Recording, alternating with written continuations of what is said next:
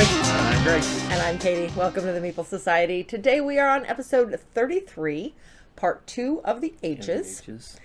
But before we get started, please like the video, subscribe to the channel if you like this kind of content, hit the bell icon if you want notification of future content. Yep.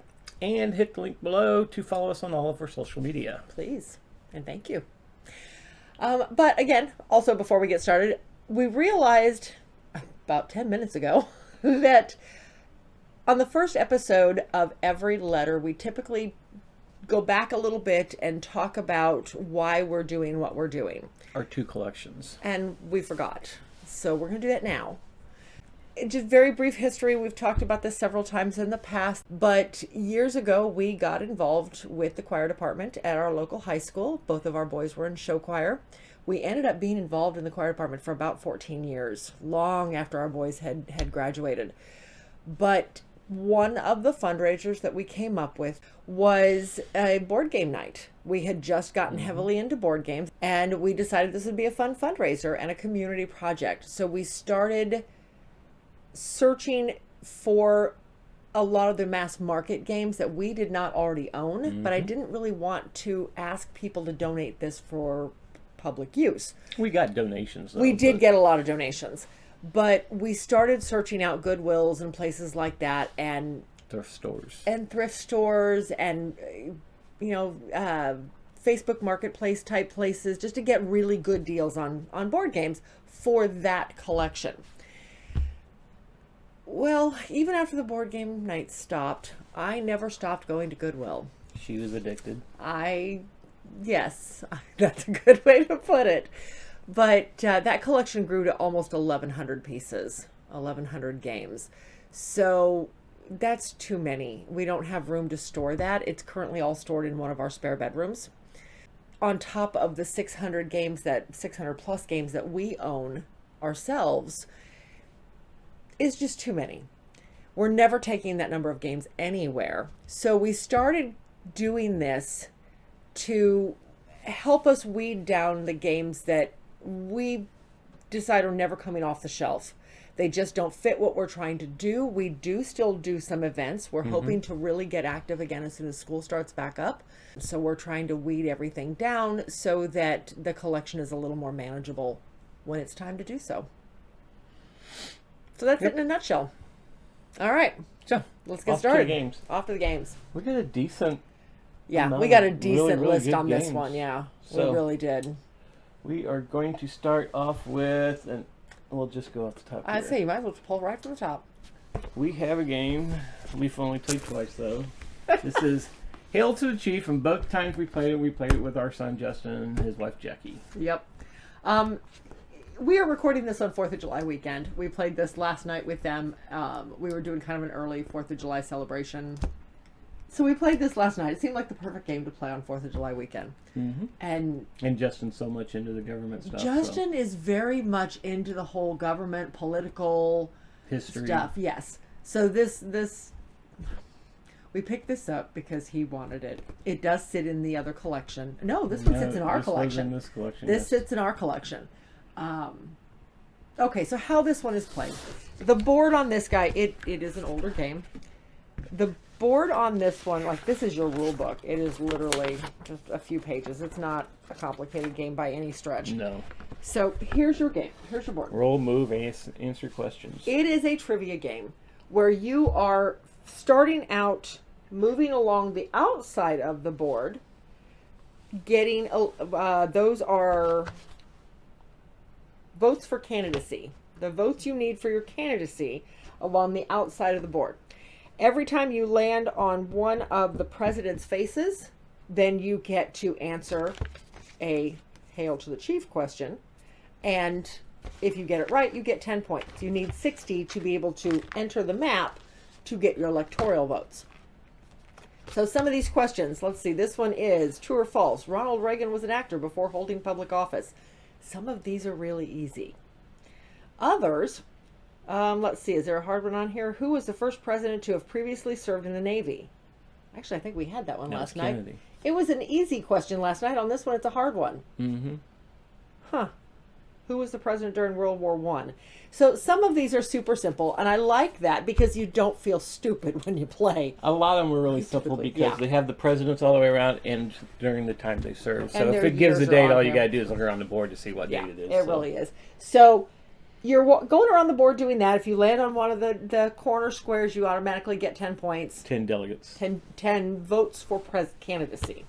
Whatever. Yeah, they're delegates. Okay. Because And- you're trying to get 60 delegates. Yes. Before you can actually go on the campaign trail, which you'll move in from the corners. Yes. And start taking over states. This one, the last president depicted on here is Jimmy Clinton. Carter. Or is it Clinton? No, it's Clinton. Carter's Oh. over here. This is Clinton. Oh, that is Clinton. From here, it looked like Carter. Sorry.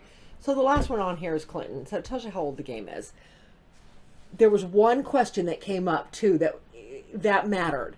Because there was a question that came up on who was the only father-son presidency that were both father and son presidents. Yep. And now we've had two. Yep.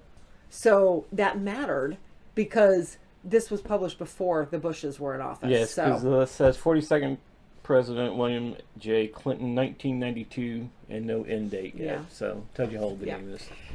so once you get your votes, you go into the inner, you enter through the inner, like Greg said, and then you're going around the board. And at this point, you still roll 2 dice, but you have a choice. Yes. You can take both dice, or you can take just one or the other. So you have a little bit of choice. Whenever you land on a star on a capital city, then if you answer the question correctly, you win that state. And it's all marked down here on the bottom of the score pad as to which states have already been won. So 2 people can't win the same state, and thus the same electoral votes. So that's how it's played. So now, I don't know. I don't typically like trivia games. I really don't. But this one, I don't know. We laughed pretty hard at this one, just because of some of the questions and how we're. That Jackie got almost every one of her questions had a date, so she could look on the outside. She could look. She So didn't how win though. we cheat to look at the years on the presidents. I don't know. Or This one is like, who was the president right after another president? You got that one. There was a couple of those that There were. Jackie even got a couple of those. So, but anyway, it's a fun game. I was actually kind of surprised for a trivia game how much fun it is. So I don't know. What do you think? That being said, I don't know how often it would come off our shelves, Okay. so it might be good over Just there because put it's It's a nice trivia game. It is all, and it's not all presidential questions. No. There's U.S. history questions. There's geography questions. There were questions about. it's a good classroom game. It really is a good classroom game, yes. But there were questions about, like, what state is bordered by 4 other states, or what state is bordered by the most number of states, or something like that. I like the fact that the rule book is written like it's a Oh government gosh, you got to document. read that. That's true. I Because forgot down about that. here it said the rules contained herein have been ratified by the act of creativity of the part of Aristoplay Ltd. Of Michigan in the year of the Lord 1994. Yeah. Taking a turn, players shall roll the dice and move in a counterclockwise manner around the edge of the board. When the course of a human event, a player lands on a president, the player shall respond to a president card drawn by the player on his or her left. All It's of written it, like every it, bit it of was. it's written It like was that. written like it was written in the 1700s. Yes. How they wrote and spoke. Yeah, it's funny. All right. Well, anyway, that is Hail to the Chief. Fun trivia game. But I think we are going to move it to the other It collection. definitely lets you know how much history you know, especially of the presidents. Yes. Yes. But again, like I said, some of the questions were so easy. I don't feel stupid playing this No. one. Because a lot of trivia games, I swear they're designed to make you feel stupid. Yeah, and a lot of them are multiple choice. Some of Yes. them give you a date, which you can look around the board and find it. Hey, it's not about Or what you true or know. false. It's about knowing how to find the answers. Yes. Just saying. All right. Anyway, Hail to the Chief. Great game. Yep. But we are going to move it to the other collection just so it will see some more play. Yep. Next one is Hacker Tracker. Hacker Tracker is a card game. It is 100% cards. We got this one pretty early on in our collection. Well, it does have a dice. Okay, yes, it has one die. This tells you what card you're picking up on your turn. That's all this does. There are 3 different types of cards in here. Actually, well, 4 if you count the cyber criminals. So this is, correct me if I'm wrong, this is who you're looking for. Yes, you get dealt 2 of them. You are trying, you get dealt 2 of these, and you are looking for all of their clues to find them. So this one, like for instance, this very first one is named .com. You are looking for the clues. Basically, she's from Alabama, so you're looking for the capital city. You're looking for where she was last seen. She was last seen roaming the border states of Tennessee, Mississippi, Georgia, and Florida. She was last seen at the Lunchbox Museum, and she was also seen recently at the Martin Luther King's Baptist Church. And then it tells you what her crime was. So to win, you have to get all 5 clues and catch the juniorhacker.com before she strikes again. Yep. So now here's your clue cards. So number 1, here's the profile. So you're looking for this, and this is, you get to pick these up when you roll that on the die. So you're looking for .com amongst, it's going to be the last one, you watch. Okay, almost. So you're looking for .com's profile. So you have that. You're also looking for through the hot clues. Now the hot clues is that one. Only one of the 6 sides. So you're looking through your hot clue cards for her stuff. And every round you discard something. There's one of them. Yep. They're easy to find because you're looking for the cards that have the color that's on their card, which is brown. So you're looking for the brown cards. Like, see, there's Montgomery, and there's Martin Luther and roaming the border states. So there are also wild cards that can act as the hackers. So you don't necessarily have to find her profile wherever it went. Oh, here we go. You don't necessarily have to find her profile if you find one of these that acts as the profile. So that's always nice too, because somebody else may be holding on to this knowing that's what you're looking for. But there's clues for there's one clue, or well, all the clues for all, 8 different hackers in here. So you're looking for those, discarding cards you don't need while trying to keep the cards you do. And then there are the emails, the email messages, and those just allow you to do different things. Right. Like this one says to arrive in town an hour early, draw 1 hot clue card. So you get an extra hot clue card. Message, do you plan to get back to work anytime soon? Catching some waves, lose a turn. So it's just little things that affect your game. Nothing, they allow you to draw extra cards. But there's 4 sides of this dice that gives you those. Yes. So you're more likely to draw these than anything else. It's a cute game. That being said, it is very basic. I just don't see it coming off the shelf very often. And in the interest of getting that collection down, like I said, we really want to get it down to about 500 pieces, not 1,100 pieces. So I think this one is going to leave the collection. But that is Hacker Tracker. Yep. There you go. Next, we have Hey Waiter.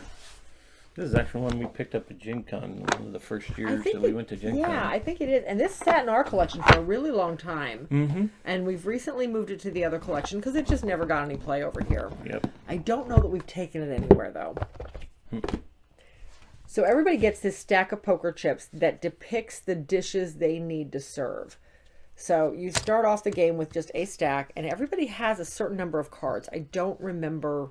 I think it's like 8 cards, something like that. So one of your cards, you have to pick one card to go underneath your stack. You don't get it till that stack is gone. Throughout the game, there are ways to divide the stacks, so you could potentially get that card back earlier. Just depends.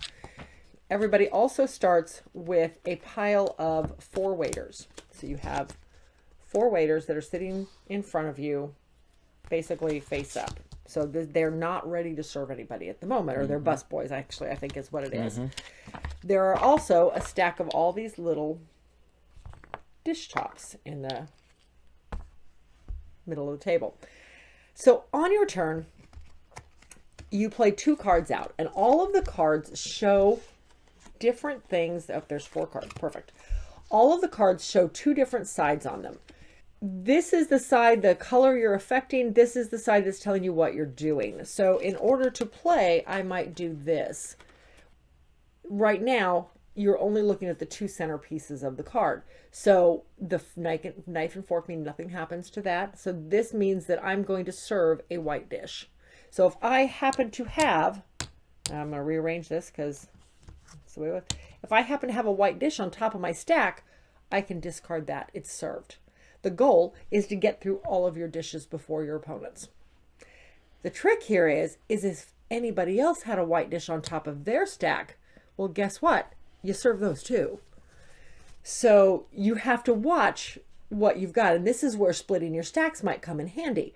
If I were to do this, then I can split my stack at a green.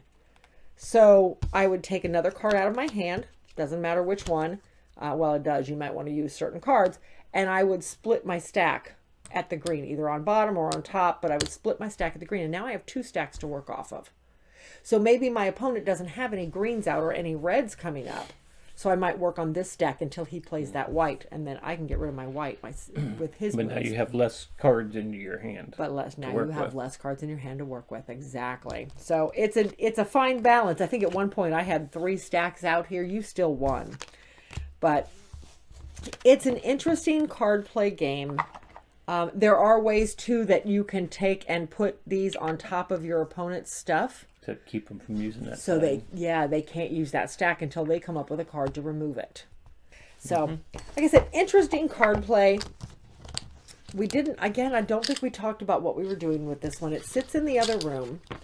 I don't think it's a bad game. No. I think it is interesting. We've only ever played it 2-player. I would be curious to see how it plays at higher player counts.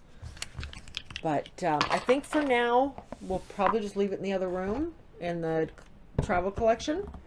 Take it to a couple of events, see what happens, and make a decision then. But that is Hey Waiter. Next we have Hellapagos, the cooperative game until the food is gone. We've played this a lot, and it has never failed to bring a lot of laughs and a lot of, oh my gosh, why would you do that to me? And it's just... I think the first time we played this was the year we had everybody over for a New Year's party and the power went out. Was that the first time? I think. I thought we'd played it before then. I don't remember, but that one was one of the most memorable. For the most So part. the goal with this one is you're trying to get off the island. So this is your board. It shows the island. The only thing you're using the board for really is to track where you are on raft building. You have to have 6 sticks to build a raft. You're also tracking your food and water. And you've got little tokens here and it also holds to your track weather cards. all these. And it holds your weather cards, yes. So each round, everybody gets one turn to do something.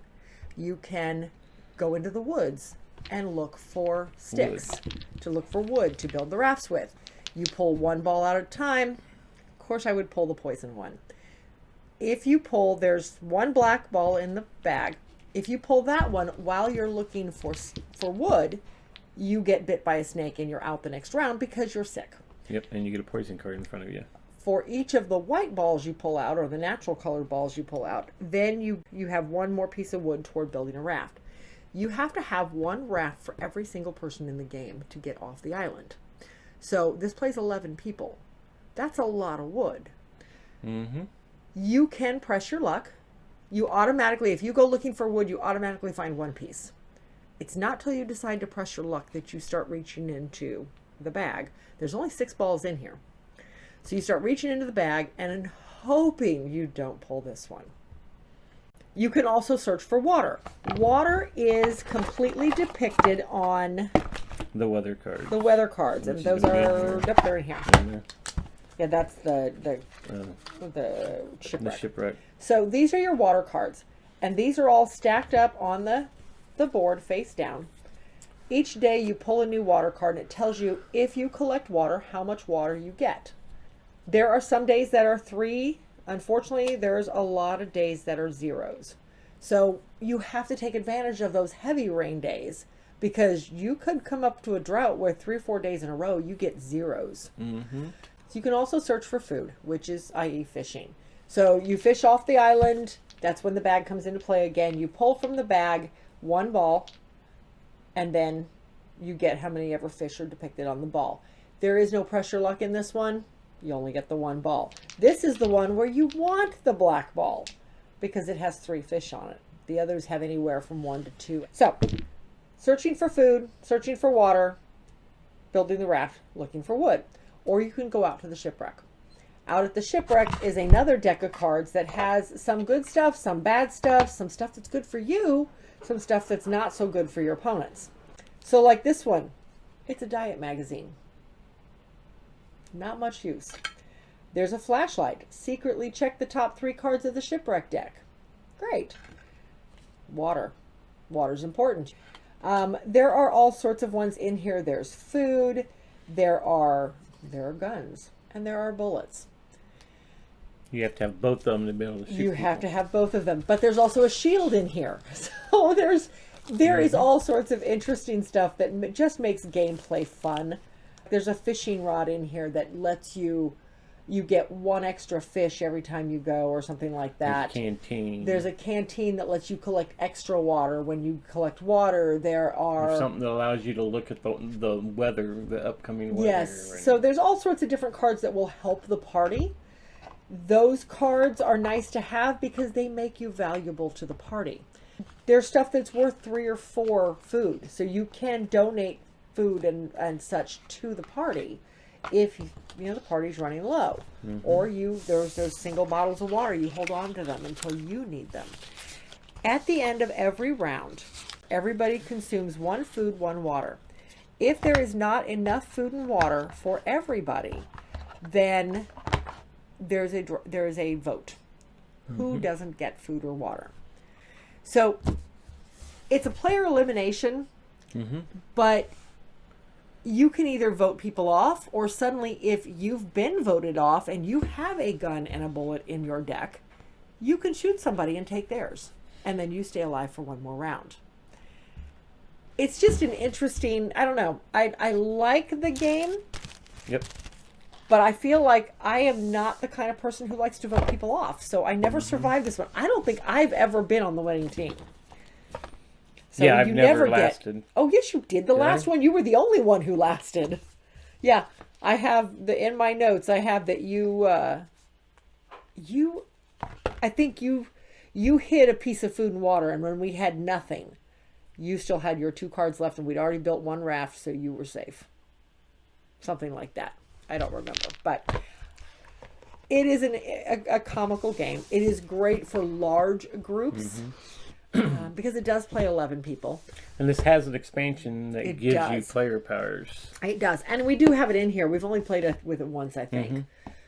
But fun game. I don't know. Again, we never talked about it. I think we pull this off the shelf often enough with large groups to keep it.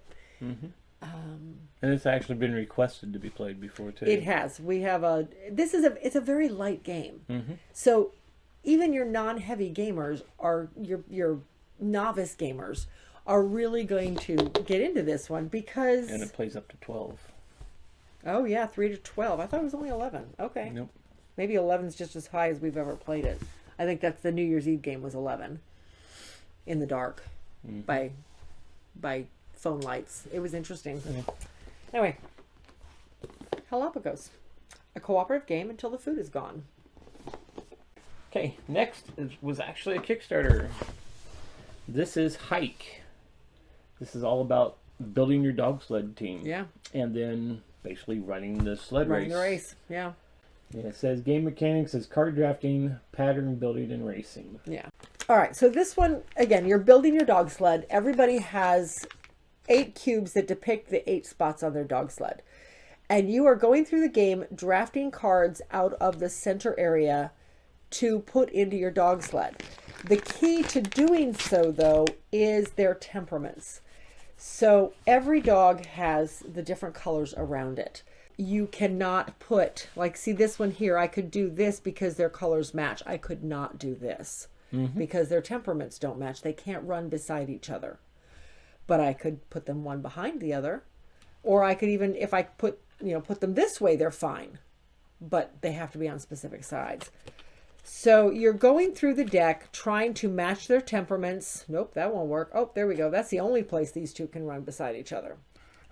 Each turn you can draw a card out of the middle and put it into your sled, put it in your hand, take one out of your hand, put it down. So there's a lot of different options. But you're not only looking at that, you're also looking for other cards. There are equipment cards that come out. Yep. There are 2 cards in the race. The terrain, the race, that could require, or that do require equipment. They do require. But you don't use all of the terrain cards, so you don't know if you're going to need them. But equipment has a dual purpose. Number one, you have to have it to get over these certain areas of the track, or you can place them underneath other dogs that only have the one icon on it. And I'll explain the icons in a second. But if you do that, then those dogs can now borrow resources or borrow knowledge from the dogs next to them. From any dog that they're next to, they can borrow that knowledge to get over pieces of the track. Mm-hmm. So it comes in really handy. So equipment cards are good. There are also care cards in here. You can use these to give a little extra love to one of your dogs so they can help you over the next section of the track. Yeah. That's essentially what it's for. So those come in very handy as well. There are 3 different types of icons on the bottom of each of your dogs, and these are designed to get you over different pieces of the landscape. So here's one. You end up with, depending on the player count, I want to say 9 pieces of track, something like that. But the track pieces are revealed 1 piece at a time at the end of every player's, during the first part of the game, when every player is filling their dog sled, you're picking your dogs. At the end of every round, one of these is turned over. So you can kind of see what's coming and what you're going to need on your dogs. Mm-hmm. So each of the dogs have anywhere from 1, 2, or 3 of these icons on them. And each of these icons will help you get over 1 piece of track each day. So like this dog will help me get over this first piece of snow. This dog will help me get over a piece of powder. So I can get over 1 piece of powder there. There are some, Here we go. Here's one that allows me over 2 pieces of snow. However, those 2 pieces have to be next to each other. I can't do this one and then find a different dog to get over the ice and then use this one. So if you can't use them both, you lose one. You lose one, exactly. So here's one. Like, see, this guy does snow and ice. So I could use him here or here, but he's not going to do me any good over this powder. Once the first person fills their sled, everybody else essentially has 3 days to finish filling their sled up. Mm-hmm. If you can't fill your sled up by the end of that 3 days, you're declared out of the race. So you've got to be careful about how many dogs you're grabbing versus how much equipment versus how many care cards, because all the equipment in the world isn't going to do you any good if you don't fill your sled. Once the race starts, then you go day by day. You use the icons on each of your dogs, put the cubes back on your dogs to show that they're exhausted for that day, and then the day ends. Everybody does the same thing. The next day you start all over again. The first person to the finish line wins. Mm-hmm. If multiple people make it to the first finish line in the same turn, then it depends on how many dogs you still have left that you have not exhausted for that day. So, and this is again where care cards might come in handy. So, but anyway, that is Hike. Mm-hmm. Very enjoyable game. Yep. And this one's stained. This one is definitely stained. Because in the Kickstarter, they asked for people to send in the names of their dogs and everything, and they were going to put them on the cards. But they got such a big response, they ended up putting, as you see when you open the box, the dog names all the way around the box. Well, our dog that passed away just before the game came out is actually on the box, and it's Audie down there in the corner. Yep. So this one will stay in the collection until we die. Right. Anyway, so yeah, great little racing game. Great, interesting card play. We've played it 2-player. We've played it 4-player. Mm-hmm. It was enjoyable at both. Yep.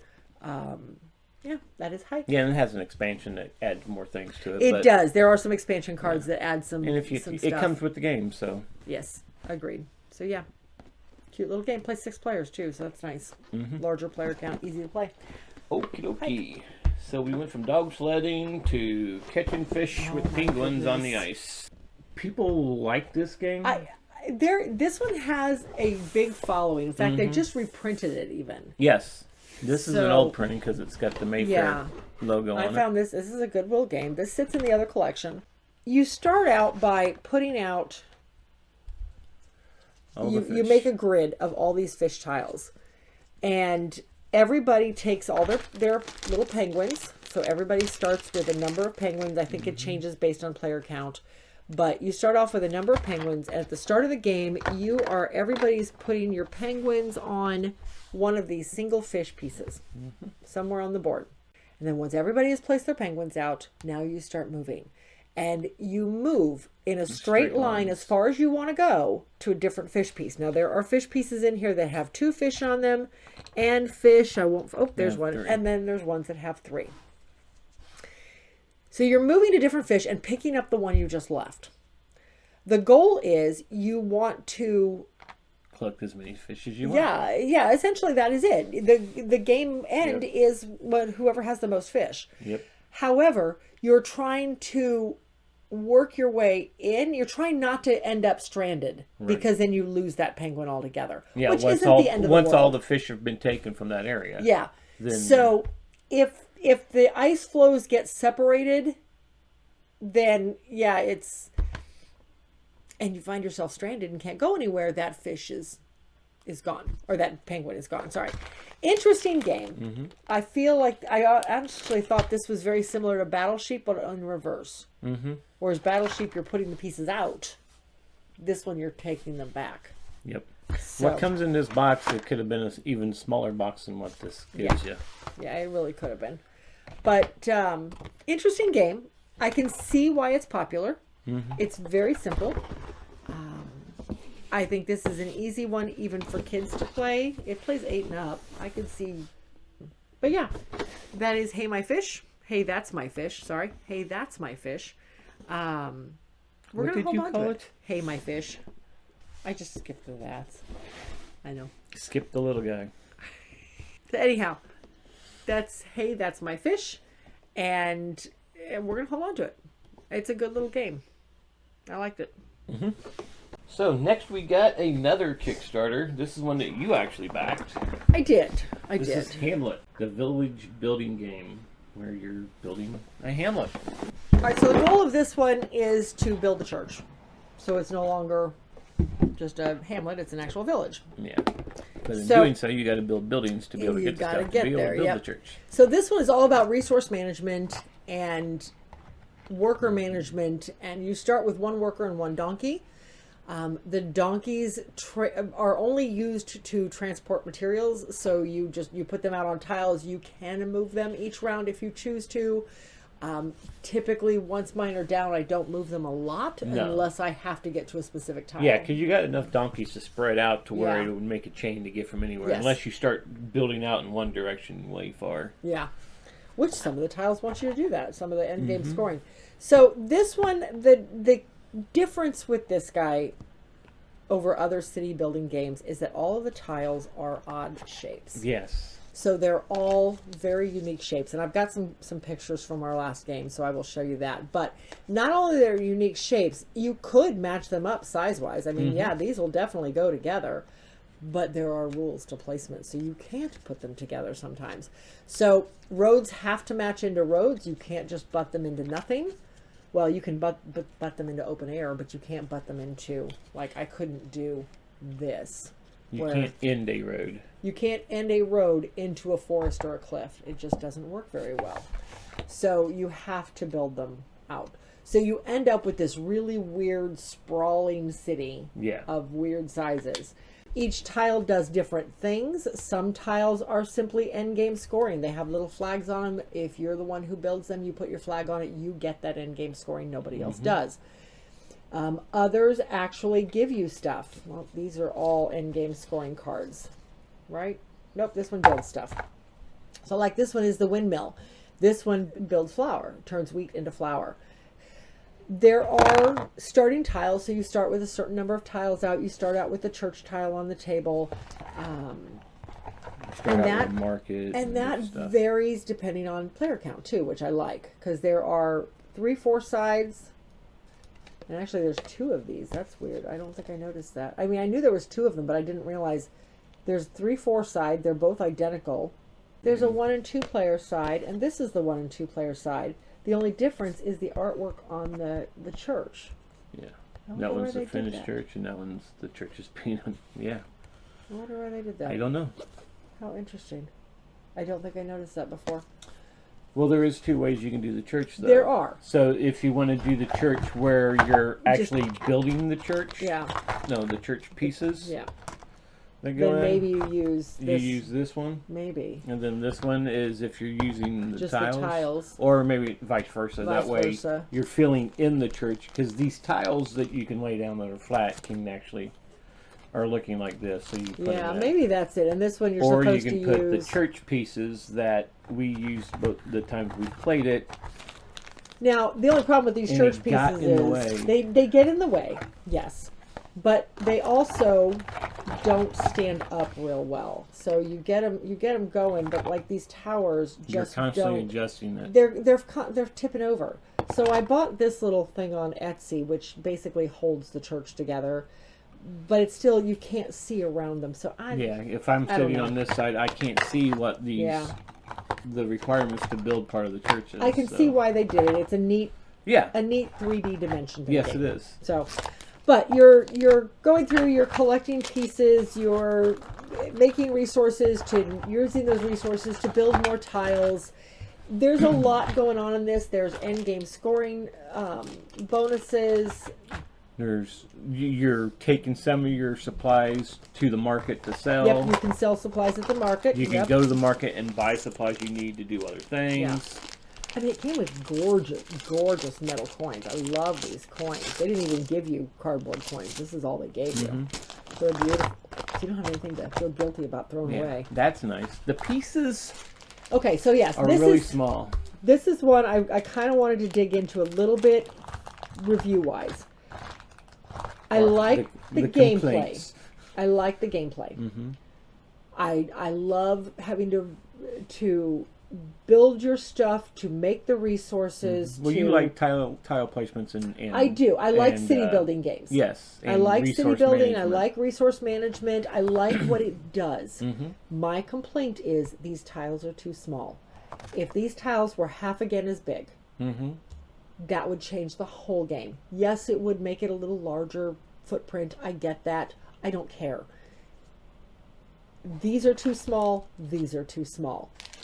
It was very fiddly trying to move your pieces around on these little bitty tiles. And we've only ever played this We've only played a 2-player, and it gets really, really the tiles get very busy. Crowded. You can't see what's a tile even does because there's so many pieces on it with the workers and the donkeys and the resources and the flags. There's just a lot going on. Oh, and then you have bridges. You can make roads between similar type terrains. So if I did this, I could make a road. Let's see if I can hold this right. I could make a road between these 2 mountain terrains.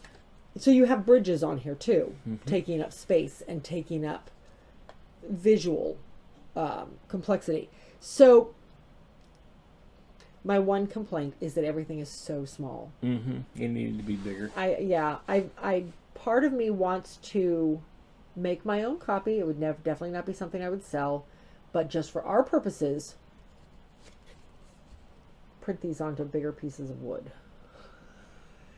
I don't know. We'll see. I don't know if I'll actually ever do it, but don't think the thought has not crossed my mind. So anyway, that is Hamlet. It will stay, at least for several more plays. But like I said, I like the gameplay. I just think it has its faults. Yes. I wish they'd made it just a little bit bigger. Didn't try to make it so miniature. Component-wise is the only thing you Components have. are the game is fine. Yeah. It's just really small. Yes. Agreed. Anyway, that is Hamlet. Next we have Horrified, the American Monsters Edition. All right. This is the game that I've wanted to play for a You while. I wanted to play the other one, but I think not really big into the classic monster Right. movies. I mean, I was when I was a little kid. But when I seen this one was cool because it had all the cryptids in it. Mm-hmm. And seeing if the cryptids are real or not, it's still kind of cool. So I put this on random on my Christmas list, and Justin and Jackie got it for me for Christmas, and then insisted that they play it right away because they wanted to play it. Yeah, and they have the copy of the other one. They have the other one, so we original have version. access to the second one too. But yeah, this one plays. This is cooperative. This is all about going around and defeating the cryptids. So each game you play, we've always played 3 monsters. 3 because we're insane. Because I think we need to do this. Each with time 2 we one played with 3 monsters, we totally were annihilated and never even beat a monster. No, we beat I have notes. We did beat one of them in the last game. Like literally the last turn of the game before we lost. We did beat one of them. I don't remember which win one. you the game. You got to beat them all. Yeah. So this is your board. Your board is just a series of locations. And I love the artwork. I think it's hard to find some stuff sometimes, but I do love the artwork. And just like most other cooperative games, you've got your count tracker. So every time you lose a civilian, this goes down. No, it goes up. Or up. Oh, it goes once you get to the skull, game over, you're done. Throughout the game, you are playing... Where are you? Characters. Yeah, the characters. These are the characters. So they're just little standees. You're playing the characters, moving around. Most characters have 4 actions. Right.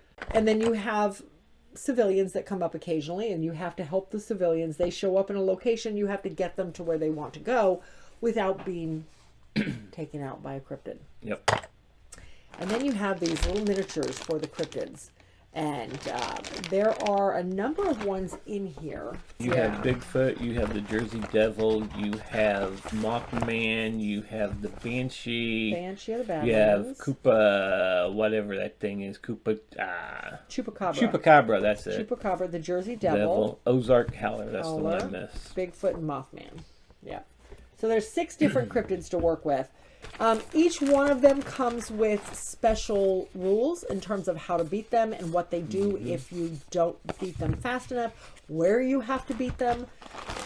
There are tokens that go out on the board. I like this draw bag too because it actually stands up on its own, so you can just draw it out.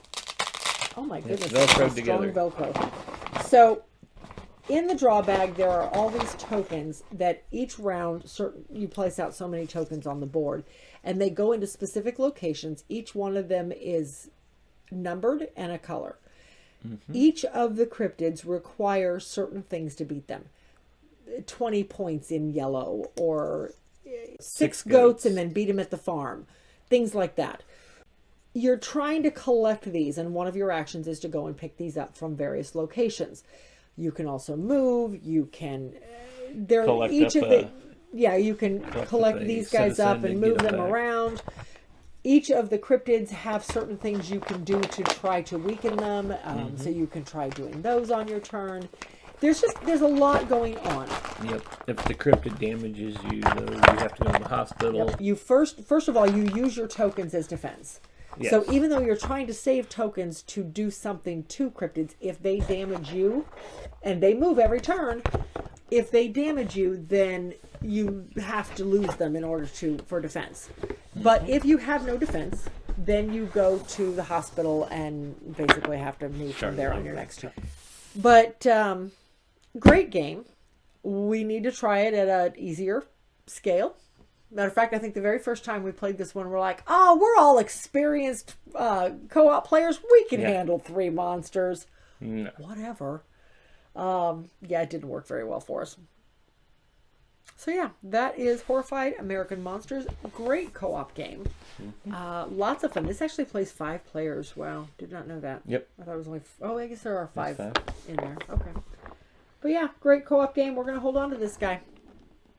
He's a lot of fun.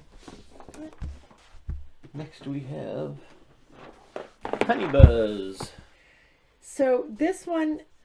You're building a hive to make the honey, to sell the honey. All right, so here's one of your boards. And again, this scales by player count, so I do like that. But the the two sides of the board give you different avenues of play. This one, all of your nectar tiles are just mixed up, and this one, they are at least arranged by where they belong. So it's just different layouts on the nectar tiles is all it is. So this is one board. This board holds your market where you can sell your nectar at.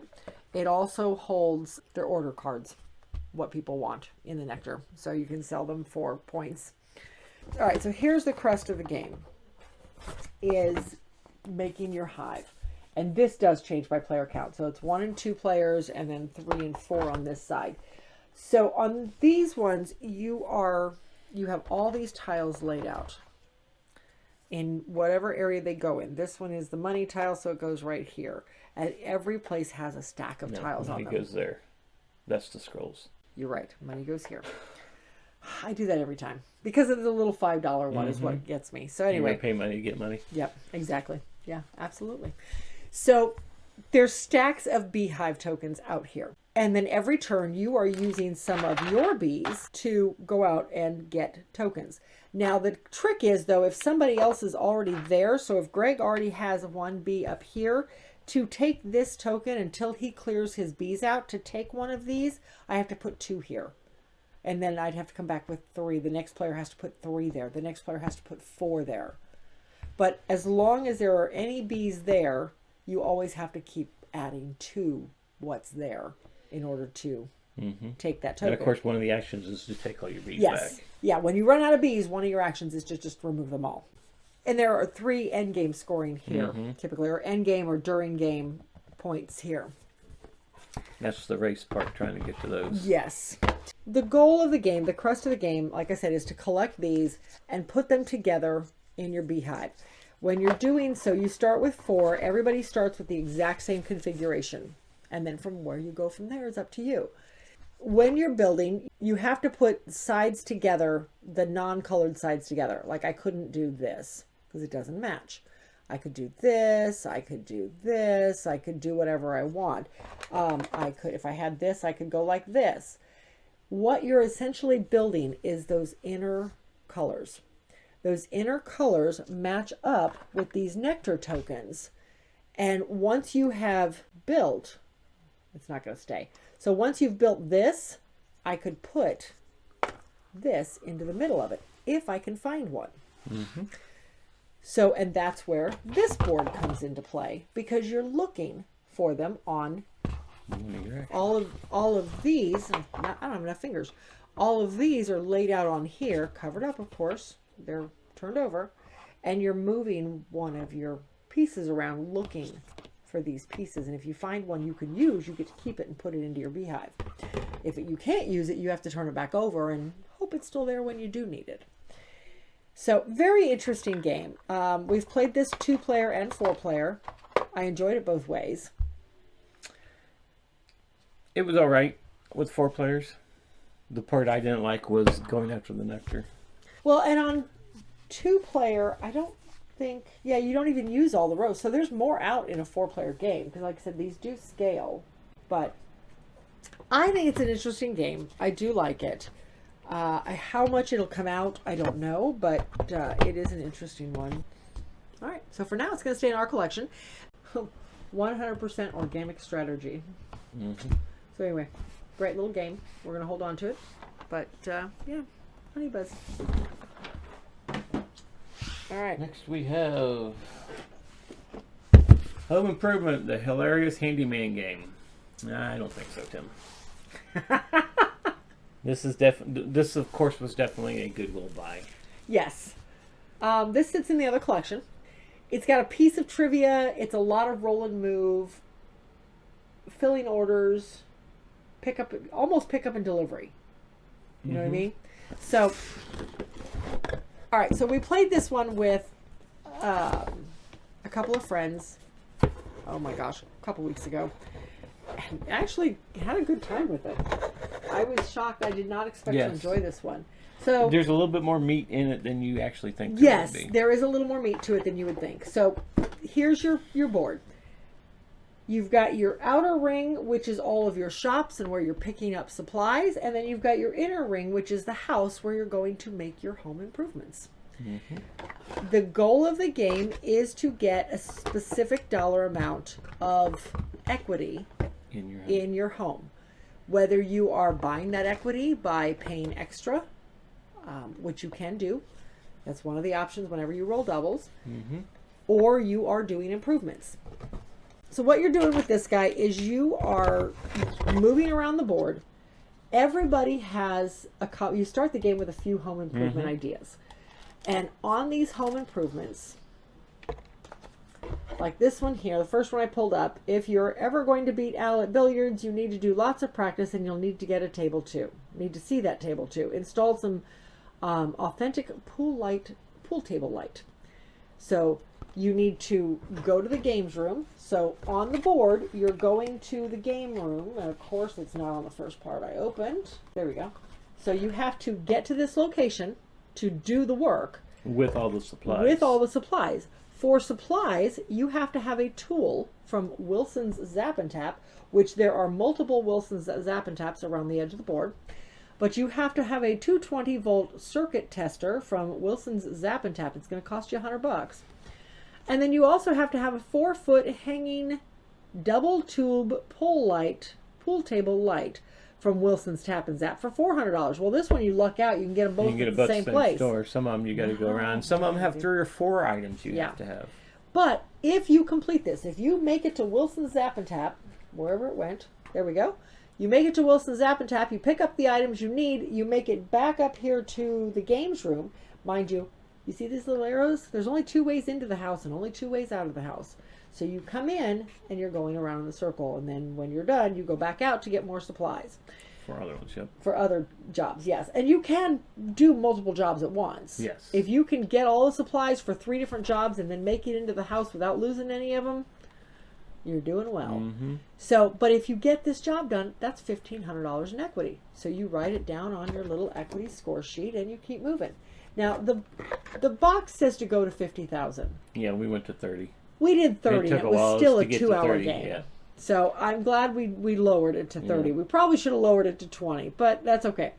But each of these is a little different. Like this one, the equity is $4,800. There's a couple that are $14,000 equity projects, but you need like 4 sets of things to do it from 4 different places, no less. So like this one is $7,500, and you need a cordless screwdriver from Bidford Tools, 2,400 square foot environmentally friendly air conditioner unit from K&B Construction for $2,100, and then an air ducting from Home Improvement Center for another $300. I don't know. I thought it was fun. Mm-hmm.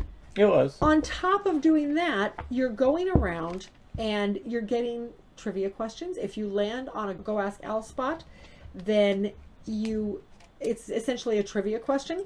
Some of these trivia questions are actually kind of interesting. Mm-hmm. They're not show trivia questions. They're not about the program. They're about home improvement. So, like... There's a couple that I said was wrong. Well, yeah. Al says a plumber's partner is a blank blank. It's a monkey wrench. Okay. So apparently he must have said that at some point. Mm-hmm. True or false? Al says, they all say Al says, aluminum can be painted with any latex or oil-based paint without any special preparation. Well, according to the card, that's false. An aluminum primer will need to be applied first, and then you can paint it with whatever you prefer. But if you get that right, you get $1,000. But here's the trick. If you get it wrong, and the person reading you the question, it's always the same person, because it's always the person to your left, that person says, I don't think so, Tim, then they get the reward. So, but if you don't say that and say something else, then you don't get that. Then you don't get it, yeah. So I thought some of the trivia questions were interesting. Mm-hmm. So when you're doing your home improvement cards, once you get it completed, then you have to roll a die. Or no, you don't. You pick a card. You pick a card. You pick a card up off the top of the tool time rating. And this one says tool time rating number 3. And that tells you on the back of your card improvement card is just how successful your job was. So what does number 3 say on that one? This one says you pulled the bumper right off of Tim's truck before you realized you should be attaching the line to something more solid. The stump finally came out though. The job is complete, but you have to pay $350 for a new bumper on Tim's truck. Yeah. So some are good. Some flat out say, sorry, you failed. Incomplete, yep. Yeah. And it's usually the 4, which she pulled a lot. I think I pulled the 4 times in a row. I lost this game. But it was fun, and that's all that matters. So then there were garage sale cards. There's cards in here where Heidi Ho Good Neighbor that could cause you to lose cards. Lose supplies. You have to sell your supply to somebody else or whatever. It took things away from you most times. There were some that were good and let you buy stuff at a discount. But majority of them were you dreaded landing on those spaces. So interesting game. I liked the trivia aspect to it. I did like the fact that there was a lot more than just roll and move. It was definitely a pick up and deliver with a few monkey wrenches thrown in. I think we decided we were going to hold on to this one. It stays in the other collection. Yeah, because I think actually all 4 of us, me, you, Kat, and Jeff, all enjoyed it. And, yeah. So we had a good time with it. So it was more than what we thought it would be. Yes, very much so. So anyway, that is Home Improvement, the hilarious handyman game. So it stays in the travel collection. And it will stay in the travel collection. These last 4 are in our collection. So the first one is a big Uwe Rosenberg game. And this is Hallertau, which we have to lay down when we stack it because of its insert. Yeah. All right, so I've got a 3D printed insert in here, which I do love, but at the same time, it does not hold everything in place like it should. So I'm not going to dig a whole lot out of this. I've got some pictures of it. Yeah. Okay, so how this one works. This one is, again, it's city building. It's an Uwe it's farming, where feed your resource people. Management, feed your people. Is Yeah. it feed your people? No, there's no feeding There's your no feeding your people in this one? I don't think there was. I didn't think there Maybe was. not. Okay, maybe I'm wrong on People that in one. this Maybe one. this one doesn't. You're just taking resources to be able to build buildings, to be able to move your big building. Yeah, the idea with this one is you've got this one building. So this is your main player board, and then you've also got your farm fields, and you've got your pastures, and then you've got your little building here. And this building your jewelry box. Oh, and your jewelry box, yep. I think this is the one big disconnect for me. Yeah, this was like, It's it was like- kind of like an add-on. It was an add-on to throw something else into the game that I think is kind of silly, but whatever. You start off here. This is how many workers you get every round. And your workers, everybody's workers are the same. It's just big blue cubes, which are down at the bottom of the box. I'm not going to dig out. But this tells you how many workers you get. And then over here, there are stones laid out. Everybody has stones laid out on here that block your path. But there are buildings in your That's way. what's blocking you. Yes, thank you. I could not remember The what was stones blocking. are on the other side of this. Yes, that's the buildings are right. in there, so you have to pay the resource to be able to Move this building. over. Like this one, I need more clay than the wheat or rye. Actually, you're paying resources based on the round, yes. and the round is tracked here on this board because you have cards laid out on this board, and you take one card off each round. So there's 6 rounds in the game. So the very first round, you only have to play one movement to move each of these buildings. The second round, you have to pay, or not one movement, I'm sorry, you have to pay one resource. One resource of whatever is depicted on the building. depicted, Like yes. this one is clay or rye. This one you have to pay. When it's second round, now it's going to be 2 clay. 2 clay, because you got to And pay then the more third than round, that. you can play 2 clay and 1 rye or Yep. 3 clay. This Whatever, one's yeah. got different. Yeah, they all have different stuff. So you're paying 1 the first round, 2 the second round, 3 the third round, etc. So you want to try to get them moved as quickly as you can, but there's rocks blocking your way. To move those rocks, you have to have tools. The more you're able to get it to move, the more victory points you're going to get, the more workers you get that show up in the window. You get so far, you get victory points at the end of the game. So there's a lot of moving pieces with this. Meanwhile, you're collecting sheep on here. When you get to a round, so you're starting, and I know these are not the right cards, but it'll give you an idea. So you're starting the game with cards on each of these, and when you get sheep, they automatically go to the pasture below them. And then if you haven't moved that sheep before then, because there are ways to move your sheep to make them older, then when you pick that card up, all those sheep die. Eventually, when you get down to rounds 3, 4, and 5, they're just all going down here into the pasture, and you get victory points for them at the end of the game. But, so, you have, this is tracking your rounds. Whoops. Over here, you have Checking fields. your crops and all your resources. Everybody starts with 2 fields. 3. 3 fields. Everybody starts with 3 fields. Sorry, I didn't see the third one over there. And you are planting crops on those fields throughout the game. And then every time you plant a crop, every time you harvest, and you harvest at the end of every round, that field depletes some. But if you leave a field empty for a round, it gets better. Or 2 rounds, it gets even better. There are ways to add fields up here into the 5. You've plowed out more fields of your land. Mm-hmm. So there's ways to add fields. The fields get better and worse throughout the game. You're moving your little village building across. There's just a lot going on this one. Like I said, to me, the one disconnect was this. And I don't understand how this ever came into the game. It's a jewelry box. Mm-hmm. And all the cards are different. Gold cards. Yep. That you can actually get an engine going in this to give you like tools that you're going to need to move things or resources that you're going to get. Yep. So. And each round you only put out so many cards. Or each game, I should say. So some of these only have 1 deck of cards each. No problem. But there are 2 of these that have multiple decks. So you pick which deck you're going to use. So your cards will change up every time you play the game, which I thought was interesting. So it's not just a matter of shuffling this giant deck. You're literally only using 1 piece of the deck each game. So, and they all change out. So very interesting game. I do like Uwe's games very much. We don't play this one a lot because it is such a big one. But it's not nearly as big of a table hog as some of his, that's for sure. No. But yeah, that is Hallertau. It will stay. Next one is another Uwe Rosenberg, and this is Le Havre. The Harbor. Le Havre. The Harbor.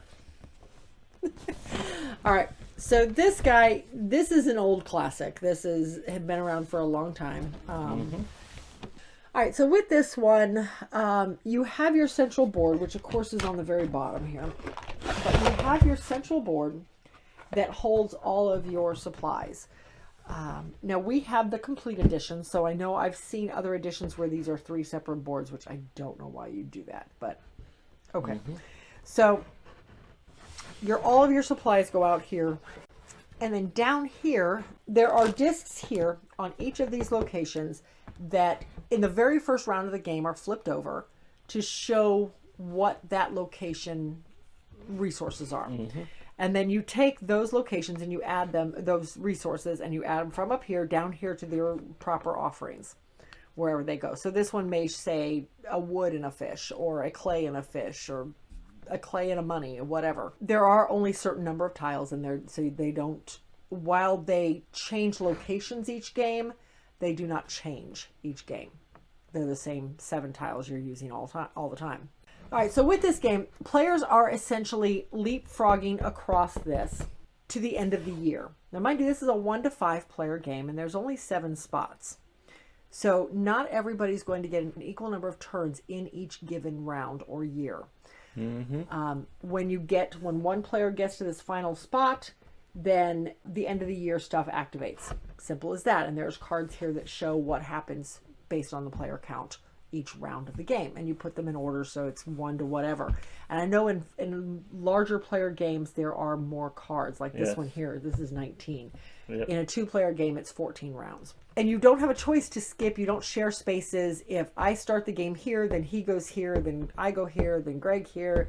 You don't skip spaces. You get 7 turns in a round no matter who takes those turns, and that's it. And then you have the end of the year where you have to feed your people. If you can't feed your people, you have to take out loans.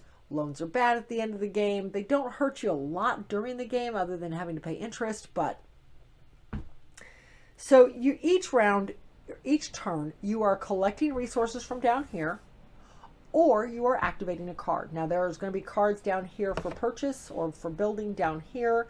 There are more cards up here that can be built or purchased. But to do these, you have to have you have to go someplace down here to activate them. So you're using your one worker. Everybody has one worker piece, wherever they are. There they are. You have your boat that goes along here, and then you have your one worker disc that activates buildings. You can activate buildings you've purchased or built. You can activate buildings other people have purchased or built. To do so, if you build somebody else's or you do a town building, then you have to pay resources, either money or food typically, to activate those buildings to the player or to the bank, to the city. You're using your different resources to build buildings. As the round cards get flipped over, they become ships that you can start to purchase. You can't build a ship until the harbor is built, and the harbor is up here somewhere. So you're trying to dig your way down to the harbor so people can start building boats and not just purchasing them. There's a lot going on. That being said, so final thoughts on this one. I know it is a highly acclaimed game. A lot of people really, really like this game. My personal thoughts, it's very fiddly. Every round you're putting pieces out into the collections, into the offerings. And there's just a lot of chits that are going everywhere. So I found it very fiddly. Just constantly, okay, I'm taking my turn, and then I move my boat. I immediately have to put these two offerings out, and then I take resources. Yeah, or build or whatever. Yeah. Well, I take resources or I activate. Free actions. Every round you can buy a building. Buy a building. No, because building a building is activating. You buy, you can sell, or you can buy, sell, or pay off a loan. Pay off a loan. Yes. Those are your three you can do anytime. Money is, until the shipping lanes come out, money is very tight. Money is hard to get until those shipping lanes come out, which isn't usually until after the harbor's out. Unless it all depends on how you shuffle the cards up and put them out. It all depends on the shuffling of the cards. The shipping lanes may be like the top card coming out. And no, it'll never be the top card because the cards have to be put out in order. Oh, well, right. you shuffle up so many cards based on player count. And it's always the same cards, depending on your player count. Yeah, there is an expansion that has cards you can put in. Yes. And then once you've done that, you separate them into 3 piles, and then those 3 piles are put in numeric order. So you're always going to have the same ones, one of the same ones coming up early on. It would take a lot to get that harbor or shipping lane up toward the top because their numbers are higher. So, but I mean, don't get me wrong, it's a good game. There is an abbreviated version of it, which I kind of wish we had played last night, because a 2-player game took us over 2 hours doing the 14 rounds. That's why it says 100 to 200 minutes. Yeah, and which I did not believe. I thought for sure it would not possibly be that long, but it was. It took us almost 2 hours, and we rushed through the end of it. But there is an abbreviated version where you essentially only play 8 rounds, but you start with more resources. You get resources every round, don't you? No, you just start with more resources than normal. So I didn't read all of the quick startup guide, but I would be curious to see how that shortens the game and if it makes it any better. But I don't know. I think the one thing, the game's fine. I like the game. But I think the one complaint I had about it is that the wharf is so far down and you cannot build the buildings. It was like we had maybe... Well, yeah, you can't build the ships unless you buy them. And you're not getting a lot of money unless that money space really is allowed to build up. Yeah, it doesn't. So and the ships are like $20. So it's starting off at, if I'm not mistaken, or 14, I think is the lowest one. The wood ships, I think, were 14. But you can't get to where you're going to start shipping things off until later, like the last couple of rounds almost. Well, we were about halfway through the game when we started shipping, because I know I put specifically, when I saw where that wharf was, I specifically started just getting those buildings out. Yeah, and I was like, I got, because if somebody owns the wharf, if you want to go to the wharf, you have to pay them food to use it. Food to use the wharf, yeah. And I seen that as I go, okay, I really want to get this wharf on my side, so every time she builds a ship, I have to pay. She has to pay me. And then I noticed that the shipping lane was right under the wharf. Yep. I was like, I seen that though is that you were going to ship more then you were actually going to build Build, boats. yeah. So I'm like going, I'm going to let her take that wharf. I'm going to take that shipping lane. And it paid off. It did pay off. You won the Paid game off by a big landslide. time. Setup on this one was another one of my complaints because there are so many. There's a lot of resources here to put out. Now we did make it a lot faster. So we just pulled out some little bins, some little It makes trays, setup and really easy. it did make setup easier. I imagine setup would be a pain because these little chits. I remember the first time we didn't put little trays out. We just piled them up there, Yeah, and they were everywhere. so another small complaint. But again, classic game. It's a good one. Don't get me wrong. I just found it very fiddly, constantly having to put resources out. I mean, you move, you put resources out, you do one action, you move again, put more resources out. It was, especially if you were just taking an offering and not doing anything else, it went by very fast, and I felt like I was constantly messing with these chits. Well, I think that one, this last play, we had to remember how to play the game. Yeah. But by the time third or fourth round, by the time we got we through pretty this- much knew what yeah. we were going to do. So Yeah, once you get the pattern down, it's very quick. There is a little bit of AP and just trying to figure out, is it better off for me to, what do I need to do to get these resources, to get the building I want? Can I get it before somebody else does? I can't imagine playing this at 5-player or even 4-player. You to get one turn. At a 4-player game, there are going to be rounds you get one turn. But those rounds would be Maybe. going by really quick. So, I don't know. But anyway, yeah. Take forever to get to the work. Le Havre. And, yeah.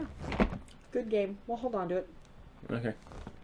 I was wondering what your thoughts were, because you're like, I don't like it. No, I like the game. Okay. I just find it fiddly. Yep. So the next game is Hawaii. This one we found because we watched Rado in a I top think so. 50 or something like that, and this was one of the ones he really liked, so we looked for it. So this one is a variable setup every round. Yes. So everybody has their little huts that you build to hide your stuff, which don't stay together real well, but you know, they work. They're very small, but they work. So you're hiding your resources. You are building out your villages. So this is your main player board. And you start with one hut already. And then from there you are building either more buildings here or other things out from your buildings. But to start a new village, you have to have a hut. So you're getting your huts from the board pieces. And the board pieces are put together with just this giant puzzle outline. So you're building your board, essentially, out of all of this stuff. And this is your score tracker around the outside of it as well. Now, at the bottom of the board, you also have your beach spaces. Throughout the game, you're spending feet to move. Inside your puzzle board, you're putting all these tiles out in a random order, and then you are moving your one worker around using feet tokens. It costs feet to go up or over or in between all of these, but if you decide you're just going to run back to the beach, it doesn't cost anything. So that's something at least. But each of these do something different. You have to, at the beginning of every round, you're putting out more of these tokens, and anywhere there is a token on a spot, you can go there. One person can go there, and then you pay that many shells in order to activate the tile and do what the tile is, or pick something up off the tile. And there's different things, like this one is the hula dancer. She multiplies every other tile in a specific row. These are some of the huts, the different huts that sometimes will give you extra bonuses, extra feet per round, extra shells per round, whatever. Boats allow you to go out to some of the islands. So there's just all different types of stuff. There's things that help multiply and give you points for endgame scoring. Oh, those are important. The tikis, yeah. The tikis, because you have to have tikis over the Yes. top of your Your huts, board. to your town, to be able to score them. So yeah, so if you've built all the way out here, but you have no tikis, You don't score. you don't score. So you have to have tikis here in order to score, and you only score villages that have reached your tiki level.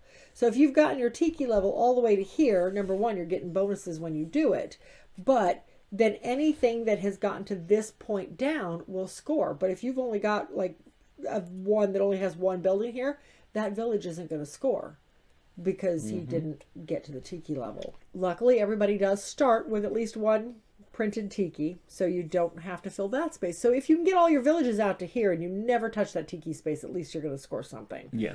But it's not as easy to get them all the way out there. No, it's hard. It's easier to get those tikis built up here than it is to get some of these villages built out. So, interesting game. I liked it, but I know you were not. I did like the fact that when you went to certain areas, if you paid double what it is, you could actually flip it over, and then it was worth more points, or did more stuff. Or like you got two of something. The one big long hut that if you just bought it outright the way it was just taking up space to get you out towards your scoring area. But if you paid more, you flip it over. Now it's worth 5 points when it's scored. True. So. And there were some that, like with the tikis and with the little bonus scoring that go here, if you paid double, you took 2 of them, which was nice because it would let you get a little further along if you had the shells to do it. Sometimes you didn't. Yeah, and like I liked the game. I seem to be pretty good at it because I don't think you've won this game, have you? I'd have to look back at scores. I'm not that sure. being said, as much as I do like it, we've only played it maybe once or twice in all the years we've had it. We've had it since 2018-ish, and I think we've only played it twice. Yeah. I would be curious to put this one in the other room and see how it does. Yeah. I do think it just is. I do think it's a good game, but you're right. We have so many other games that do kind of similar same, things so, that I just don't. This one just never comes off the shelf, unfortunately. And I love the artwork. I think it's pretty. I love the theme. And how could you not like the theme, right? So, Hawaii. But yeah, I think we're going to move this guy to the other collection. We'll see how it does. I like the fact we are getting a pretty solid strategy collection over there. So, and I think this will be a good addition to that. So, all right. But anyway, that is Hawaii, and he is moving. Yeah. And finally, we have Heat. Pedal to the Metal. This game is basically... This was a heavily sought out game, especially after we played it at Dice Tower West. Well, we knew well, let me I knew I that. wanted it. We knew you wanted to at least try it when we went to West, and we did finally get to sit down and play a couple of games. Well, I did say before we even left for our drive heading to Dice Tower West, I said if I see it, I'm picking it up. I was not sold. I was like, whatever, it's a racing game. I didn't care. You were sold once you played it, though. Once we played it a total of 3 times at Dice Tower West. Yes. And I actually won one of them. So, you got to like the game when that happens. And I won one that actually, at the 24-hour marathon, Jeff told me that I didn't actually win because I did something you weren't supposed to do at the end of the race. So. Drafting doesn't count during the Once final you get round. across the finish line, you can can't no draft. longer draft. And he won by Slingshot. drafting. So anyway, regardless, great game. So we did find this one. I asked our local game store to hold a copy for me when it came in, and they were nice enough to do so. So this one basically plays the same way, a lot like Formula D. It plays very similar to Formula D. I mean, you're shifting gears to do whatever. This one, you don't have the dice like Formula D, because in Formula D, you're shifting gears to take a different dice to roll. This one, you shift gears to play a certain amount of cards. Now, it still has the limiters in the corners on... Yes. This one, 2 double-sided boards. So different four different maps. 4 different maps. There's France, and I think the other side of this one's the U.S., isn't it? What is the other side of this one? There's France and Great Britain. Great Britain. There is England, I think. The U.S. You just seen England. That's Great Britain, yep. And then, let's see. I was hoping there would be like a Monte Carlo, but there's not. Italy. And Italy. This comes with an expansion we have not delved into yet, so I'm not going to delve into it now. So that's all of this. So I like that the insert is actually very usable. It separates out each player's separate cards, which are nice. They give lots of room to sleeve these, and we probably will eventually sleeve them. How this one is played, everybody has their little race cars, and I'll pick a color you can see. Has their little race cars on the track. Red car on an orange board. Yeah, right. Well, it's in the black. Okay, fine. I'll take the yellow. Okay, how's that? Better? So you have your race cars. that you are racing around the track based on card play. Done. You also, everybody has their, where's the player boards? Oh, they're right here. Everybody has their player boards